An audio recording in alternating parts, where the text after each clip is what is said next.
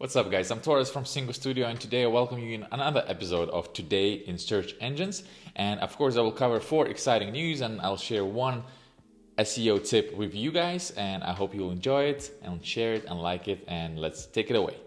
So the news number 1 is that Google has announced a launch and update of a couple of new tools for the Google Ads, and there are actually 4 updates or 4 new launches they have made.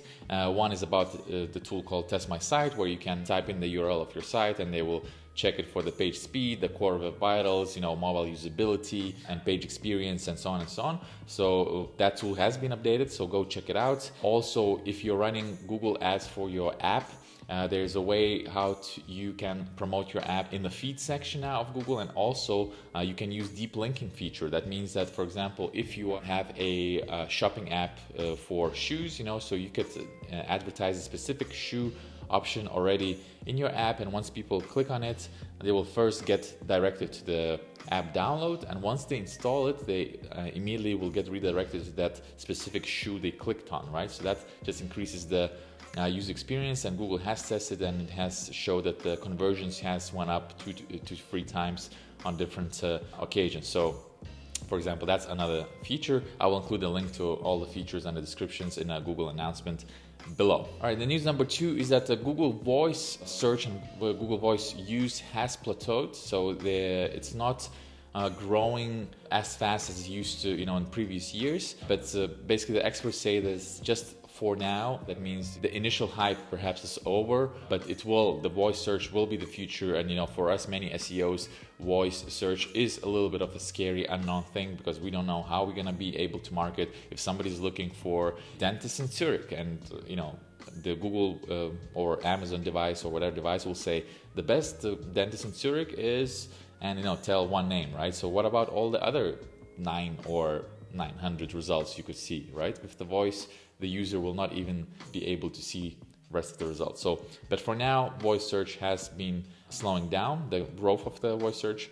That's the news. All right, news number 3 is that Google has announced that sometime this year they will start paying for high quality content for those content publishers, right? Because right now the situation is that you publish an amazing post or amazing news publication, news article, and Google basically will use it and publish it in their Google News and Discover section.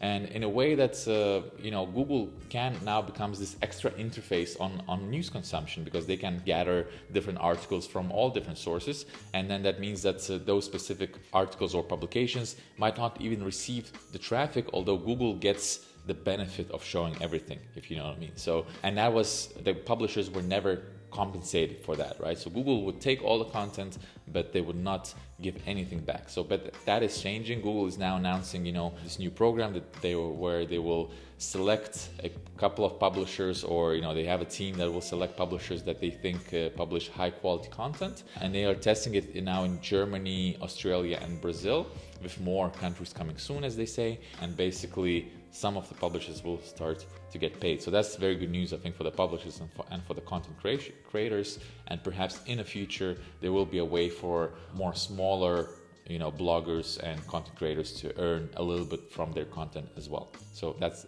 amazing news. All right, and the final news that hasn't been specifically announced anywhere, but I have actually noticed it directly with my clients, and I have went through other random profiles and I've noticed that as well. The thing is that during the COVID-19 era, the Google My Business profiles, right, those little things that comes in once you search for specific services in your local area, restaurants, car fixing garages, dentists and stuff like that, they would come up in a map with the little name and address and opening times and that kind of stuff. So during COVID-19 era, there were specific features added to Google My Business, but there also some features were paused, for example, like receiving reviews. So people could still write reviews, but they basically wouldn't appear publicly, because Google wanted to prevent an influx of perhaps negative reviews of people are complaining about certain businesses not complying with the regulations and stuff like that. So they basically paused approval to reviews. But just a week ago, seems like 7 days ago was the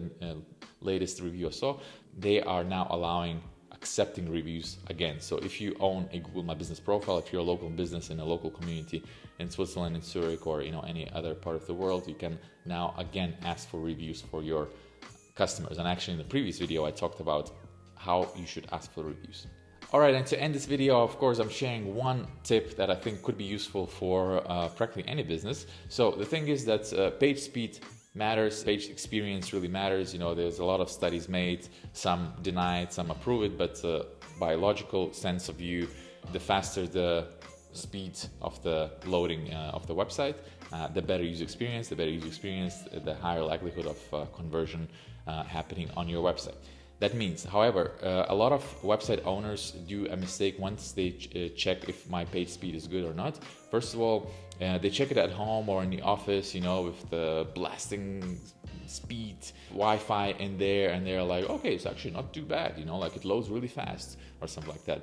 However, what you actually should do, you should turn off the Wi-Fi and maybe even go to the part where 4G doesn't work. Maybe go to, you know, the areas where it's a little bit slower.